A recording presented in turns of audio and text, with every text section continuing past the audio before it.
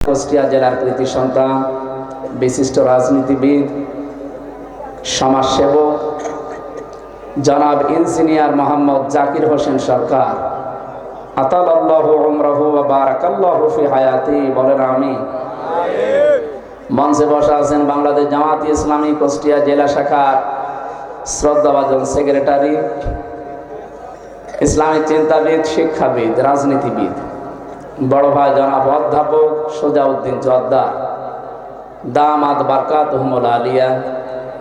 মঞ্চে বসা আছেন ইঞ্জিনিয়ার মোহাম্মদ টুটুল সাহেব। সামনে বসা মুসলমান ভাইরা, পর্দার আড়ালের সম্মানিতা মা এবং বোনেরা। এই ছেলে, বারবার এক কথা বলা লাগে কি করে? ওরা বসিয়ে দেন তো, বসান, তাড়াতাড়ি বসান। পর্দার আড়ালের সম্মানিতা মা এবং বোনেরা, প্রশাসনের ভাইরা, প্রাণ প্রিয় কুষ্টিয়াবাসী, আল্লাহর দরবারে শুকরিয়া জানাচ্ছি যিনি একটা জগদ্দল পাথর আমাদের বুকের উপর থেকে নামিয়ে দিয়েছে। আল্লাযী আনকাযা যহরাক, হে নবী, আমি আপনার পিঠ বাঁকা করে রেখেছিল একটা বোঝা, আমি এটা নামিয়ে দিয়েছি। এটা ১৫০০ বছর আগের কথা। কত বছর? তখন আইএমএ জাহিলিয়াত চলছিল। এই বোঝাটা নবীজির পিঠকে বাঁকা করে রেখেছিল, আল্লাহ নিজে বোঝা নামিয়ে দিয়েছেন। ১৫০০ বছর পর ২০২৪ সালের ৫ই আগস্টে আল্লাহ আমাদের উপর থেকে আমি জাহিলিয়াতের একটা পাথর নামিয়ে দিয়েছে। শব্দ দুইটা শুনতে মনে হচ্ছে কাছাকাছি, আইএমএ জাহিলিয়াত আর আমি জাহিলিয়াত, শব্দ দুটো কাছাকাছি না? তাদের কাজও প্রায় একই রকম ছিল।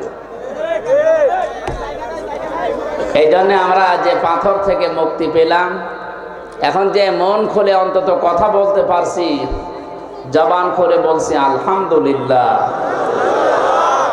আমি কোরআনে কারিমের সূরা নমলের ৫০ নম্বর আয়াতের সাথে বাংলাদেশটা মিলিয়ে দেখলাম। এই ১৫.৫ বছর পুরাটা মিলে গেছে। আপনি একটু মিলান দেখেন, কেমন আনন্দ লাগবে আপনার কাছে। এই এখনো কথা বন্ধ করেনি যারা, এরা কারা? ক্যামেরাম্যান কি ওখানে বসতে হাত ধরে বসিয়ে দেন যেন উঠতে না পারে। এবার ওই ছেলেটা যদি ওঠে, আবার সত্যি খবর আছে। তাড়াতাড়ি বসুন।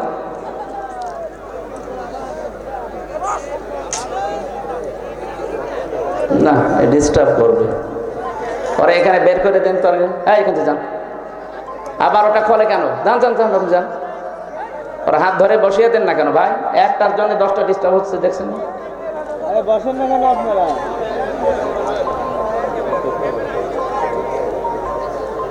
মোবাইল যাদের আছে অন্তত ঘন্টাখানিক বন্ধ করে রাখেন। আপনি এত গুরুত্বপূর্ণ লোক না যে আপনার মোবাইল বন্ধ থাকলে এই কুষ্টিয়া অচল হয়ে যাবে। যাদের মোবাইল বন্ধ থাকলে কুষ্টিয়ার সমস্যা হবে, তারাই তো মোবাইল বন্ধ করে দিয়েছে। অন্তত আপনারা 1 ঘন্টাখানিক বন্ধ করে রাখেন। কারো জন্যে কেউ অচল না, কারোর জন্য পৃথিবী থেমে থাকে না, এটা প্রমাণ হয়ে গেছে। যারা মনে করতো না আমরা ছাড়া মনে হয় আর চলবে না, তারা নেই। চলছে না কুষ্টিয়া, এ দেশ চলছে না।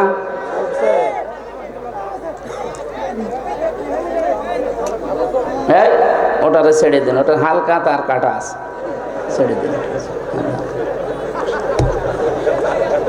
এই এদিকে তাকান ভাই। আমি যে আয়াতগুলো মিলানোর জন্য বলছিলাম, আসার সময় আমিও দেখছিলাম। আল্লাহ রাব্বুল আলামিন বলেন, অকদ মাকারু মাকরহুম ওয়া ইনদাল্লাহি মাকরুহুম ওয়া ইন কানা মাকরুহুম লিতাজুলা মিনহুল জিবাল। সূরা ইব্রাহিমের ভেতরে আল্লাহ জানিয়েছেন, হে নবী, অবশ্যই তারা কিন্তু ষড়যন্ত্র করেছিল। তার ষড়যন্ত্রের মাত্রাটা এমন জায়গায় পৌঁছিয়েছে, পাহাড় পর্যন্ত মনে হচ্ছিল জায়গা ছেড়ে দেবে। এটা ১৫০০ বছর আগে করেছিল। আমার মনে হচ্ছে এই ১৫০০ বছর পরেও এটা এখনো থেমে নেই। বিশেষ করে ফেসবুকের মাধ্যমে যারা পালিয়ে গেছে, যারা লুকিয়ে আছে, এরা এখনো পর্যন্ত ষড়যন্ত্র চালাচ্ছে, বিশেষ করে উস্কানি দিচ্ছে। আজকে কালকে আমি ছিলাম মৌলভীবাজার, কুষ্টিয়ার কৃতি সন্তান, ওখানকার জেলার এসপি জনাব জাহাঙ্গীর হোসেন। এই আমি যেখানে আজকে মাগরিবের পরে আলোচনা করছিলাম, ওর পাশের গ্রামে, এই সাউদিয়া মাছপড়ায় বাড়ি। উনি আমাকে জানালেন যে এই ফেসবুকের মাধ্যমে যে গুজবগুলো চলছে, জনগণকে সতর্ক করবেন, এই গুজবে যেন কেউ কান না দেয়। এই গুজবে কান দেওয়ার কারণে এই যে চলছে ঝামেলা 3-4 দিন, আমরা সাবধান থাকবো, কারো উস্কানিতে যেন পা না দেয়। বিশেষ করে যারা পালিয়েছে এদের উস্কানিতে তো পা দেওয়াই যাবে না। কথা বুঝতেছে? যখন একেবারে সব কিছু শেষ হয়ে গেছে, তখন ওনারা এখন নতুন আর একটা বিষয় সামনে নিয়ে এসে ধর্মীয় উন্মাদনা দিয়ে, না, উন্মাদনা কোনো জায়গায় নেই, উদ্দীপনা আছে। ধর্মীয় বলেন, জেনারেল বলেন, উন্মাদনা আমাদের কোনো ধর্মে নেই। উন্মাদনা নেই, আছে উদ্দীপনা। কি আছে? উদ্দীপনা। ইসকনের মাধ্যমে যেটা চালাতে চাচ্ছে ধর্মীয় বিষয়ের নাম দিয়ে, এটা উদ্দীপনা নয়, এটা উন্মাদনা। ইসলাম ধর্মে তো উন্মাদনা নেই, হারাম। এটা কিসের উন্মাদনা আপনার? লা ইকরাহা ফিদ্দীন। ইসলামের ভেতরে বাড়াবাড়ি নেই, জবরদস্তিও নেই। যদি জোর করে ইসলাম ধর্ম গ্রহণ করানোর নিয়ম থাকতো, 850 বছরে এই ভারতবর্ষ মুসলমান শাসন করেছিল, একটাও হিন্দু থাকার কথা ছিল না। কথা বলেন না কেন? পৃথিবীতে 200 কোটির উপরে এখন আমরা মুসলমান, সবচাইতে পরধর্ম সহিষ্ণু জাতি আমরা। সুতরাং আন্তর্জাতিক মিডিয়া এখন বাংলাদেশের দিকে তাক করে আছে, কিন্তু আপনি টের পাচ্ছেন না। এই জন্য কারো উস্কানিতে পা দিয়ে উল্টাপাল্টা লিখবেন না, এই উন্মাদনা ছড়াবেন না। আল্লাহ বলেন ওদের ষড়যন্ত্র থেমেছিল না, 14টা ষড়যন্ত্র ওই জামানায় করেছিল, আর এই 2024-এর আগে 15টা ষড়যন্ত্র চলছে। আমরা কোরআনের আয়াতের সাথে মিলাবো ইনশাআল্লাহ। যদি মিলে যায় ওইগুলো মাইনাস করব। কি কথা বলেন না কেন?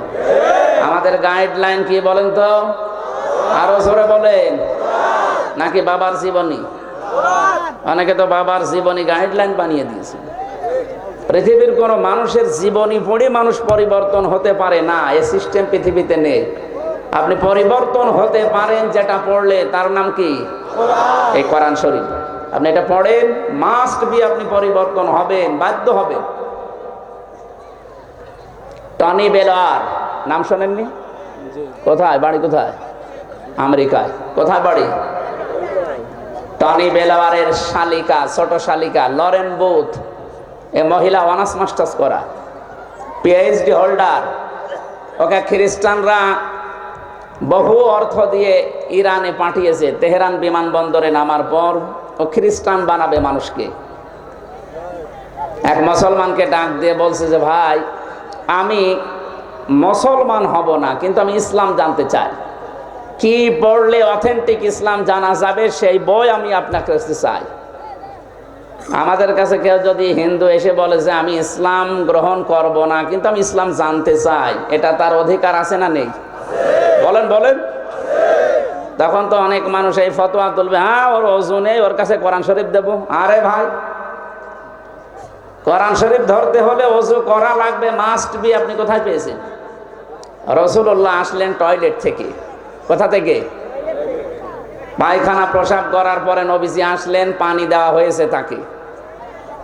তিনি হাত মুখ ধোয়ার পরে গোশত খেলেন।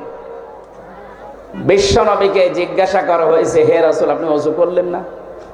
তিরমিজি শরীফের হাদিস। নবীজি বলেন, দেখো, আল্লাহ আমাকে শুধু নামাজের আগে ওযু করার জন্য আদেশ দিয়েছেন, তাছাড়া পৃথিবীর কোনো কাজ করার আগে ওযু করা লাগবে আদেশ আমি পাইনি। এ কাজের ভেতরে রোজা রাখা হতে পারে, এ কাজের ভেতরে হজ করা হতে পারে, এ কাজের ভেতরে খাবার খাওয়া হতে পারে, এ কাজের ভেতরে কোরআন ধরাও হতে পারে। তাহলে নামাজ পড়ার আগে ওযু করা লাগবে, নির্দেশ কার? ইয়া আইয়ুহাল্লাযীনা আমানু ইযা কুমতুম ইলাস সালাতি ফাগসিলু ওয়ুজুহাকুম ওয়া আইদিয়াকুম ইলাল মারাফিকি ওয়ামসাহু বিরুসিকুম ওয়া আরজুলাকুম ইলাল কাবাইন। ইমানদারেরা যখন নামাজের জন্য প্রস্তুতি নেবে, নামাজে দাঁড়াবে, তার আগে ওযু করো, এ নির্দেশ কার? ইমানদারেরা কোরআন পড়বা তখন ওযু করো, এ কথা আছে? কোরআন শরীফ আপনি দেখেন তো, যারা হাফেজ আছে, মাওলানা আছে, আলেম আছে, বলেন নেই?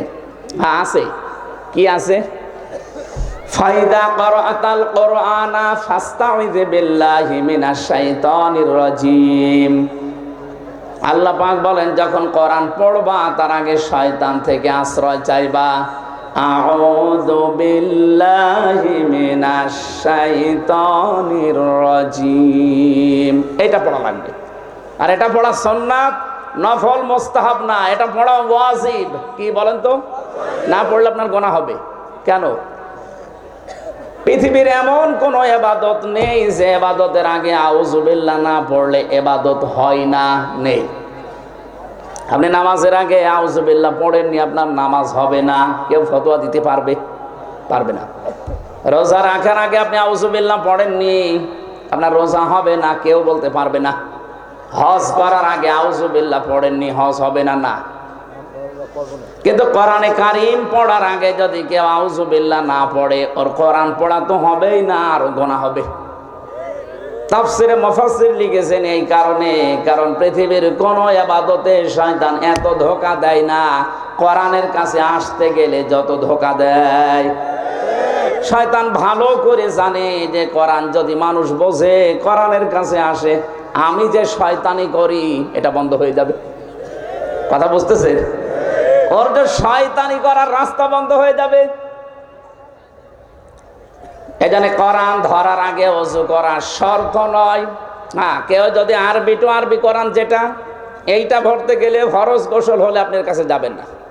কিন্তু এমনি স্বাভাবিক ওযু নেই, আপনি কোরআন ধরতে পারবেন না, না, এটা মাসলা নয়। আপনি ধরবেন। এর কাছে মুসলমান কোরআন শরীফ তুলে দেয়নি, সিয়াসিত্তা হাদিস সহ তাফসির দিয়েছে। 3 বছর এই মহিলা পড়া কোরআন শরীফ তন্ন তন্ন করেছে। আমাদের মতো আনাকুম জানাকুম পড়েনি, একেবারে পড়ার মতো পড়িস, কারণ হচ্ছে শিক্ষিত মহিলা। 3 বছর পরে মুসলমান হয়ে গেছে। সাংবাদিকরা জিজ্ঞাসা করছে, আপনি কি করলেন? পৃথিবীতে সবচাইতে বেশি মানুষ বাস করে খ্রিস্টান ধর্মে, এরপরে মুসলমান। আপনি সেই বড় ধর্ম বাদ দিয়ে মুসলমানদের এই ধর্ম গ্রহণ করলেন কেন? লরেন বুথ বলেছে, দেখো আমি চ্যালেঞ্জ করেছিলাম মুসলমানদের কোরআনে নাকি ভুল নেই, এই জন্য আমি নিজে একেবারে জানার মতো পড়েছি 3 বছর। 3টা বছরে আমি প্রায় 53 জায়গায় লাল দাগ দিয়েছিলাম। মনে করলাম ভুল ধরা পড়েছে, কিন্তু আল্লাহর ইশারা, যেখানেই ভুল ধরে দেখি তার পরের আয়াতে ওর জবাব আল্লাহ আগেই দিয়ে দিয়েছে। শেষে আমার জীবনের ভুল ধরা পড়ে গেছে। আমি আর নিজের বাপ দাদার ধর্মে থাকলাম না, আমি নতুন ধর্ম ইসলামে আসলাম। আমি তামাম দুনিয়ায় ঘোষণা দিয়ে দিলাম, পৃথিবীর 4,500 ধর্ম আছে, এর ভেতরে অথেন্টিক ধর্মীয় গ্রন্থ এই কোরআনে কারীম। কয়েকদিন আগে আমি যশোরের একজন হিন্দু শিক্ষক, অধ্যাপক, বিসিএস ক্যাডার, ওনারে বলেছিলাম, স্যার আপনাকে আমি জোর করি না, কোরআন শরীফ শুধু খালি পড়েন, ইসলাম মানা লাগবে না আপনার। আপনি ধর্মীয় নিজের ধর্ম বাদ দিয়ে ইসলাম গ্রহণ করবেন, এটাও দরকার নেই। শুধু 3টা মাস সময় দিলাম, আমাদের এই ধর্মীয় গ্রন্থ কোরআনটা বুঝে পড়েন। 3 মাস পড়ার পরে দেখি লোকটা মুসলমান হয়ে গেছে। এই জন্য আমাদের উচিত হচ্ছে কোরআনের কাছে আসা। আজকের এই তাফসির মাহফিল এই জন্যেই আয়োজন করেছে, এবং এই মাদ্রাসাটার প্রতিষ্ঠাও এই কারণেই। কোরআনে কারীম যত ছড়িয়ে যাবে, যত প্রচার হবে এই দেশ থেকে, তত শিরিক, বেদাত আর উল্টাপাল্টা কাজ দূর হবে ইনশাআল্লাহ। আমাদের জন্য একটু আফসোস, বিশেষ করে আমার জন্য, সারা দেশে যাওয়া লাগে তো। সারা বাংলাদেশে একটা জায়গা কুষ্টিয়া জেলা, যেখানে পুলিশ পাহারা দিয়ে গাঁজা খাওয়ায়। কি একটা জেলা গো! আর একটা জায়গা আছে বগুড়ার মহেস্থানগড়, ওখানে গাঁজা খেলেও চুরি করে খায়, আর আমাদের এখানে পুলিশ বলে খা। এটার জন্য বিভিন্ন জেলায় জবাব দেওয়া লাগে। কুষ্টিয়া থেকে রংপুরে এসেছো ওয়াজ করার জন্য, তোমার জেলায় কি বলবো? সারা দেশ করিয়ে আপনি যেই কয়মন গাঁজা না পাবেন, তার চাইতে বেশি পাওয়া যায় আল্লাহর ওলির এই মাজারে। না, এটা ঠিক না। আমার মনে হয় যে মাজার ভাঙা চলছিল, এটা যে কেন ভাঙলো না, এই শিরিকের আঁকড়াটা ওই সময় তুলে দেওয়ার দরকার ছিল। এটা নিয়ে অনেকেই ব্যবসা করে খাচ্ছে, আমি জানি এ কথা বললে তাদের গায়ে লাগবে। এই কথা বলেন না কেন? আমি আর বলতে চাই না, বিবেক যদি থাকে কাজে লাগাবেন। কি বলছিলাম বলেন তো? কোরআনে কারীম শোনার জন্য আমরা যারা এসেছি, এখান থেকে আল্লাহ রাব্বুল আলামিন এই যে মাকারু শব্দের ব্যাখ্যাটা করার জন্য আমি এই পর্যন্ত আসলাম। একটু ভালো করে মিলাবেন। সূরা নমল 19 নম্বর পারা 20 নম্বর পৃষ্ঠার 5 নম্বর লাইনের 50 নম্বর আয়াত, এটা তাফসিরে হাক্কানিতে পাবেন। আল্লাহ পাক বলেন অমাকারু মাকারাও অমাকারনা মাকারাও ওয়াহুম লা ইয়াশউরুন। হে নবী, ওই মানুষগুলো কিন্তু মকর করেছিল, ষড়যন্ত্র করেছিল, আর আমি আল্লাহ ষড়যন্ত্র না, আমি আল্লাহ কৌশল করেছিলাম। এখানে শিক্ষা দেখেন, শব্দ কিন্তু এক, ব্যবহার করার ক্ষেত্রে কাফেরদের বেলায় ষড়যন্ত্র আর আল্লাহর বেলায় ষড়যন্ত্র নয়, এটা কৌশল। এই জন্য পৃথিবীতে দিন প্রতিষ্ঠার জন্য যা ব্যবহার করা হয় ওইটার নাম জিহাদ, আর দিনের বিরুদ্ধে যদি ওইটাই ব্যবহার করেন ওইটার নাম সন্ত্রাস। এই কথা বলছেন? সারা দুনিয়া যেহেতু মিডিয়া আমাদের হাতে নেই, ওরা আজ এই শব্দটাকে পুরা উল্টিয়ে ওদের কাজগুলো নাকি ভালো কাজ আর আমাদের কাজগুলো সন্ত্রাস। অথচ দুনিয়ায় সন্ত্রাস দূর করার জন্য জিহাদ লাগবে। এটা লূত নবী আলাইহিস সালামের জামানার কাহিনী আল্লাহ আমাদেরকে শোনাচ্ছেন কেন? এই যে বললাম না, 15টা বিষয় এই 15.5 বছর ওরা অলরেডি কায়েম করে ফেলেছিল, তার ভেতরে এইটা একটা। লূত নবীর জামানায় আল্লাহর একটা নিষিদ্ধ কাজ ওরা চালু করেছিল, সেটা সমকামিতা। কি কথা বুঝতেছেন? এ দেশে অনেকে এখন এই বীজ বপন করতে চাচ্ছে। হাজার হাজার বছর আগে লূত নবীর ওই জামানায় যারা এই কাজ করেছিল, পুরুষে পুরুষে বিয়ে করা, মেয়েতে মেয়েতে বিয়ে করা, আল্লাহ রাব্বুল আলামিন এত রাগ করেছিলেন তাদেরকে, আল্লাহ গজব দিয়ে ডেড সি বানিয়ে দিয়েছেন, মৃত সাগর। বাইরের দেশে যারা যায়, আমি নিজে দেখেছি জর্ডানে, মৃত সাগর বানিয়ে দিয়েছে আল্লাহ। দুর্বিসন্ধির মাধ্যমে বাংলাদেশকে অনেকে চাচ্ছে এটা যেন আল্লাহর গজবের রাষ্ট্র হয়ে যায়। এদেশে একজন মুসলমান থাকতে সমকামিতা রাষ্ট্রীয় ভাবে কায়েম হতে আমরা দেব না ইনশাআল্লাহ। ষড়যন্ত্রের এই জায়গায় আল্লাহ বলেন ও মাকার না, আমি নিজেও একটা কৌশল করলাম, অহুম লা ইয়াশউরুন, কিন্তু তারা টের পায়নি। তাদের শিক্ষা ব্যবস্থায় ষড়যন্ত্র ছিল, তাদের আদালতে বিচার ব্যবস্থায় ষড়যন্ত্র ছিল, তাদের চিকিৎসা ব্যবস্থায় ষড়যন্ত্র ছিল। ভালো ভালো ডাক্তার কিছু হলেই বাইরে পাঠিয়ে দিতেন, আর আমাদের যত রোগের একেবারে জ্বর থেকে শুরু করে যত রোগ সব যাওয়া লাগবে দাদাদের দেশে। কেন তৈরি করা যায় না এখানে? এই যে 15টা ষড়যন্ত্রের কথা বলছিলাম, 1500 বছর আগে নবীজির জামানায় ষড়যন্ত্র ছিল কয়টা বললাম? 14টা। কয়টা? পড়াশোনা করে বলছি, আমাদের দেশে 15.5 বছরে 15টা অলরেডি আরম্ভ হয়ে গিয়েছিল। আল্লাহ বলেন আমি নিজে তাদের এই ষড়যন্ত্রের মোকাবেলা একটা কৌশল করেছি, কিন্তু তারা টের পায়নি। ফানজুর কাইফা কানা আকিবাতু মাকরিহিম। হে নবী, একটু নজর করে দেখেন না কেন? যারা ষড়যন্ত্র করেছিল আমি আল্লাহ নিজে তাদেরকে দমন করেছি। আন্না দাম্মারনাহুম, নিজে তাদেরকে ধ্বংস করেছি। ওয়া কওমাহুম আজমাইন, এবং তাদের পুরা জাতিকে। আমি আয়াত পর্যন্ত পড়তাম না, এরপরে এর আয়াতটা বাংলাদেশের 2024 সালের 5 আগস্টের সাথে মিলে যাচ্ছে, এই জন্য পড়লাম। আমার দৃষ্টিতে মিলেছে, দেখেন আপনার দৃষ্টিতে মেলে কিনা, এরপরে একটা শিক্ষা বের করব। ফাতিলকা বুয়ুতুহুম খাবিয়াতাম বিমা যালামু। এই ভালো করে এখানে আরবি গ্রামার যারা বসে, বালাগাত মানতেক পড়েছেন কিনা? ফাতিলকা, তিলকার আগে ফা আছে, ফা অর্থ শব্দটা 19টা অর্থে আসে। আল্লাহ যেন নিজের এই আঙ্গুল দিয়ে কুষ্টিয়াবাসীকে সহ বিশ্বের বাংলাদেশের এই 64 জেলার মানুষকে দেখাচ্ছে ফাতিলকা, এই সেই বুয়ুতুহুম, তাদের ঘর। আল্লাহ বলেন এই সেই তাদের ঘর। কি তাদের ঘর? কি বাইতন দেয়নি আল্লাহ, 1 বছর বয়স দিয়েছেন। আল্লাহ বলেন এই সেই ঘরগুলো, একটু তাকান। খাবিয়াতান, আমি জনশূন্য করে দিয়েছি। খাবিয়াতান, জনশূন্য করে দিয়েছি। বিমা যালামু, তাদের জুলুমের কারণে। আপনি আগস্টের 5 তারিখের বিকাল 5টা বাজতে বাজতে দেখেন এই দেশের 64 জেলার 630টা থানায় যত জালেমের ঘর ছিল জনগণ সব মিটিয়ে ফেলেছে মাটির সাথে। আপনি কুষ্টিয়ার দিকে তাকান, এই কথা বলছেন না কেন? নাম ধরা লাগবে, আপনি টের পাচ্ছেন না? এত দাপট ছিল যাদের 2 ভাই, তাদের 2 ভাইয়ের মারিয়ে দেশের মানুষ আগে ভেঙেছে। এই খাবিয়াতান একেবারে মিলে গেছে, খাপের খাপ মুনতাজের বাপ। আল্লাহ বলছেন আমি উজাড় গৃহ বানিয়ে দিয়েছি। গত পরশু দিন আমি বাড়ির সামনে দিয়ে আসার সময় দেখি বাড়ি মনে হচ্ছে না, অথচ 5 তারিখের আগে ওখানে জমজমাট ছিল। ওই বাড়িটা এখন উজাড় গৃহ। মানুষ দেখছি দলে দলে যে বিভিন্ন দিকে মুখ করে প্রসাব করছে। আমার একটা কথা মনে পড়ছিল, পরশু দিন 16 সালে গিয়েছিলাম হজে। কাবা তাওয়াফ করার পরে উপরে গেলাম, হঠাৎ দেখি আমার পেটে যন্ত্রণা, ব্যথা। এক পুলিশকে ডাক দিয়ে বললাম ইয়া সাদিক তাল। কি?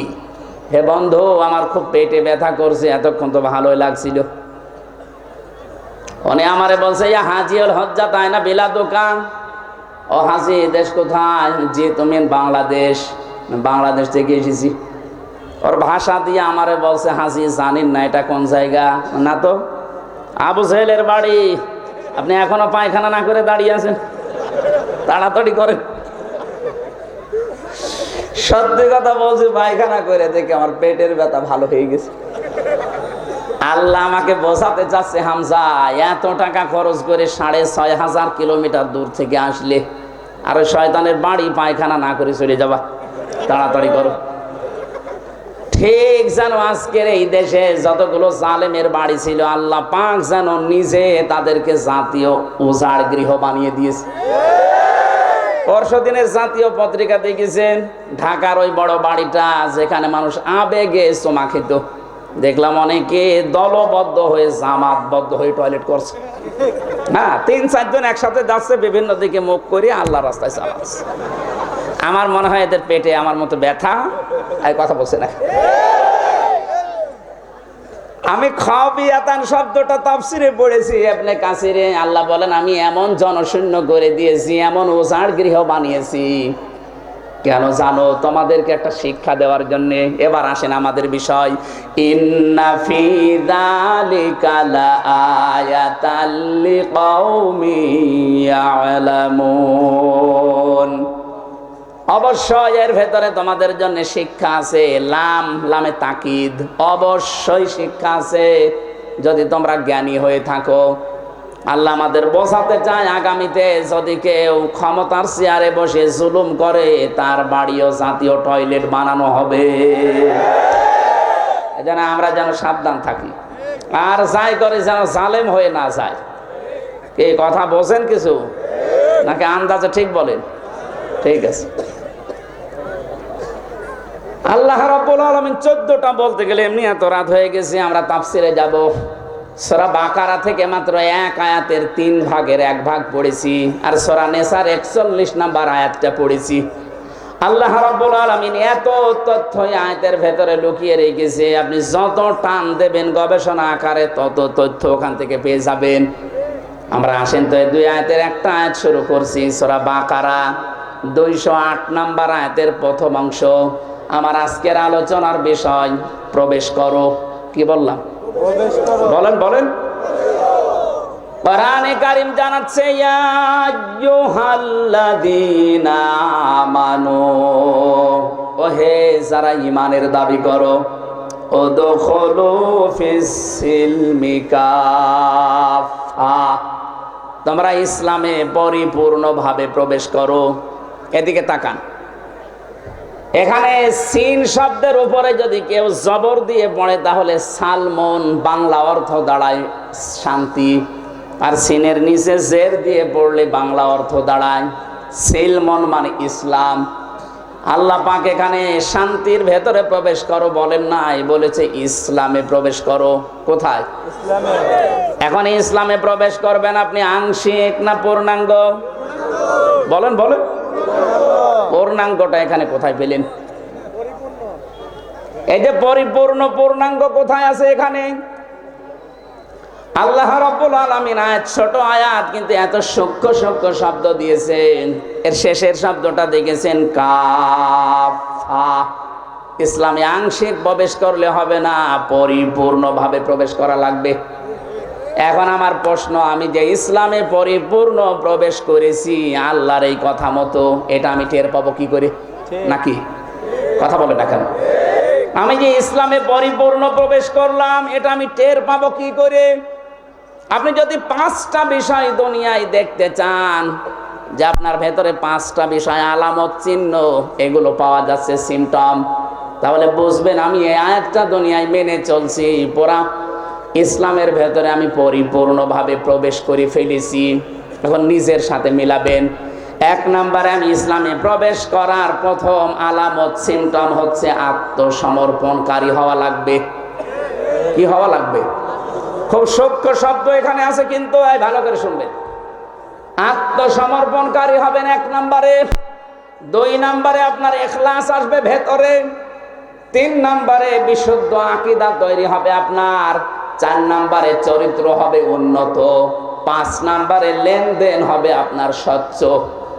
এই 5টা বিষয় যখন আপনার প্র্যাকটিক্যাল লাইফে পাওয়া যাবে তখন বুঝবেন আপনি পরিপূর্ণ ইসলামে প্রবেশ করেছেন। এবার প্রথমটা ব্যাখ্যা আসেন তো। আত্মসমর্পণ এই শব্দ দিয়ে আমরা কি বুঝলাম? যে মাথা নত করা লাগবে। কথা বলেন না কেন? এটা করে দেখিয়েছেন আমাদের জাতির পিতা হযরত ইব্রাহিম আলাইহিস সালাম। এই বানানোটা না, আল্লাহর বানানোটা। আমরা তো অনেকে যাকে তাকে বানিয়ে দেই না, আল্লাহ যেটা বানিয়েছিলেন তার নাম কি? আরো জোরে বলেন। মিল্লাতা আবিকুম ইব্রাহিম হুয়া সাম্মাকুমুল মুসলিমিন। তাম দুনিয়ার ময়দানে আয়াতটা আছে, 257টা রাষ্ট্রে আয়াতটা চলছে। আল্লাহ পাক বলেন তোমাদের মুসলিম জাতির পিতা ইব্রাহিম, কারণ তিনি তোমাদের নাম রেখেছেন মুসলিম। বাবা হিসাবে তিনি আমাদের নাম রাখলেন সন্তানের কি? আরো জোরে বলেন। কি সুন্দর একটা নাম রেখেছেন, আত্মসমর্পণকারী। বাবার 11টা দায়িত্ব পালন করা লাগে। সন্তান শুধু জন্ম দিলেই বাবা হওয়া যায় না, 11টা দায়িত্বের প্রথম নাম্বারে তার একটা অর্থবোধক নাম দেওয়া লাগে। এদেশে বহু বাবা আমরা দেখতে পাচ্ছি, বহু মা এমন আছে খালি জন্মিয়ে ছেড়ে দিয়েছে, এমন নাম দিয়েছে ও কি হিন্দু না মুসলমান বোঝা যায় না। আমি কি বেশি বললাম? এরকম নাম দেশে নেই। আপনি নামটা রাখবেন অর্থবোধক। কিয়ামতে আল্লাহ যখন বিচারের কাঠগড়ায় কিছুই পাবে না, আপনার নামটা দেখবে। আজকের প্রধান অতিথির নাম জাকির হোসেন। জাকির মানে জিকিরকারী। বিশ্বনবীর একজন নাতির নাম ছিল হোসেন। এই অর্থবোধক, অর্থ দেখে দেখে আপনি নাম রাখবেন, ওর প্রভাব তার জীবনের উপরে পড়বে। কারণ নাম যদি আসাদ থাকে, আসাদ মানে সিংহ বাঘ, তার